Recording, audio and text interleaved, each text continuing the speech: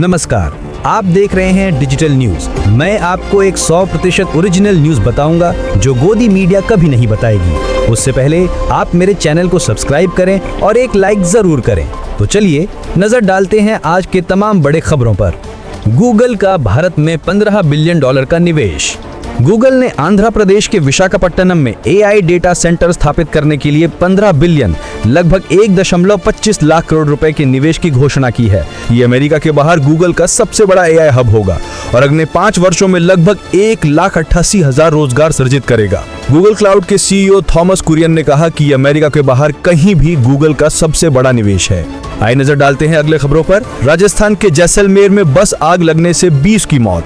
Jaisalmer Jodhpur highway पर एक यात्रा बस में अचानक आग लगने से कम 20 यात्रियों की दर्दनाक मृत्यु हो गई। घायलों को जोधपुर के अस्पताल में प्राथमिक उपचार दिया जा रहा है। हादसे की जांच शुरू कर दी गई है। आइए आगे बढ़ते हैं अगले खबर पे। हरियाणा IPS अफसर युगल पूरण कुमार की आत्महत्या से हड़कंप। हरियाणा के वरिष्ठ IPS अफसर युगल पूरण कुमार ने कथित उत्पीड़न को लेकर सुसाइड नोट छोड़कर अपनी जान दे दी। इस मामले में शत्रुजीत कपूर DGP हरियाणा को भी नामजद कर आरोप लगाया गया। गृह मंत्री ने DGP को तलब कर छुट्टी पर भेज दिया है और उच्च स्तरीय जांच के आदेश दिए गए हैं। आइए नजर डालते हैं अगले खबरों पर। दुर्गापुर रेप कांड में दोस्त हुआ गिरफ्तार। दुर्गापुर में मेडिकल छात्रा के सामूहिक बलात्कार प्रकरण में अब उसके स्वयं के दोस्त को छठा आरोपी मानकर गिरफ्तार किया गया। पुलिस का कहना है कि उसने अकेले ही घटना को अंजाम दिया, जबकि शुरुआती जांच में गैंग रेप की थ्योरी थी। इससे केस की दूसरी परत में खुलने की संभावना जताई जा रही है। आइए आगे बढ़ते हैं अगले खबर पर। अंतर्राष्ट्रीय मुद्रा कोष ने चालू वित्त वर्ष के लिए भारत की GDP वृद्धि दर का अनुमान 6.4% से बढ़ाकर 6.6% कर दिया। अमेरिकी चुंगलियों के बावजूद ये वृद्धि का इशारा सकारात्मक आर्थिक संकेतक माना जा रहा है। आइए नजर डालते हैं अगले खबरों पर। गूगल का आंध्र प्रदेश में $15 अरब का AI डेटा सेंटर। गूगल ने आंध्र प्रदेश के विशाखापट्टनम में विश्व स्तरीय AI डेटा सेंटर स्थापित करने के लिए अगले 5 वर्षों में $15 अरब निवेश की घोषणा की। इससे 1.88 लाख नई नौकरियां सृजित होने की उम्मीद है। आइए आगे बढ़ते हैं अगले खबर पे। भारत की जंगली हाथी आबादी में 18% की गिरावट। पहली बार DNA आधारित सर्वे में भारत की जंगली हाथियों की संख्या 22,446 रिकॉर्ड हुई, जो 2017 की तुलना में 18% कम है। इसके पीछे अवैध शिकार और आवास नष्ट होना मुख्य कारण माना जा रहा है।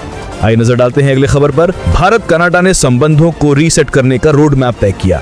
नई दिल्ली में भारत और कनाडा के मंत्रियों ने आपसी व्यापार, कृषि और महत्वपूर्ण खनिज क्षेत्रों में सहयोग बढ़ाने के लिए नया रोड मैप तैयार किया।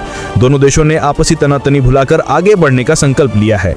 आइए आगे बढ़ते हैं अगले खबर पर। IMD ने 18 अक्टूबर तक दक्षिण भारत में भारी वर्षा की चेतावनी। केरल, तमिलनाडु, कर्नाटका, आंध्र प्रदेश और तेलंगाना में तेज बारिश और तूफानी हवाओं की संभावना जताते हुए मौसम विभाग ने अलर्ट जारी किया है। नागरिकों से सतर्क रहने और स्थानीय प्रशासन के निर्देशों का पालन करने को कहा गया है। आइए नजर डालते हैं अगले खबरों पर। पंजाब में ASI संदीप लत्थर की आत्महत्या से हड़कंप। हरियाणा के बाद अब पंजाब में ASI संदीप लत्थर ने आत्महत्या की घटना से सनसनी मचा दी है। उन्होंने एक वीडियो संदेश में IPS अफसरों पर गंभीर आरोप लगाए हैं। मामले की CBI जांच के आदेश दिए गए हैं। आइए आगे बढ़ते हैं अगले खबर पर।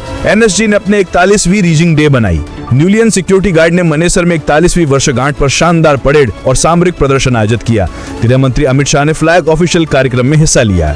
आइए नजर डालते हैं अगले खबरों पर। इजराइल हमास युद्ध में बंदियों के आदान प्रदान के तहत 20 बंधक को रिहा कर दिया गया। अमेरिकी मध्यस्थता में इजराइल और हमास के बीच हुए समझौते में 20 बंदों को रिहा कर दिया गया। इसके बदले 2000 फिलिस्तीनी कैदियों को रिहा करने पर सहमति बनी है। आइए आगे बढ़ते हैं अगले खबर पर। महाबोधि मंदिर पर नियंत्रण के लिए बुद्धिस्टपंथी संगठनों ने प्रदर्शन किया। मुंबई में आयोजित विरोध सभा में अम्बेडकरवादी समूहों ने महाबोधि मंदिर प्रबंधन पर अकेले बुद्धिस्टपंथियों का अधिकार मांगा। यूनियन मंत्री की अगुवाई में ये मांग उठी है। आइए नजर डालते हैं अगले खबर पर।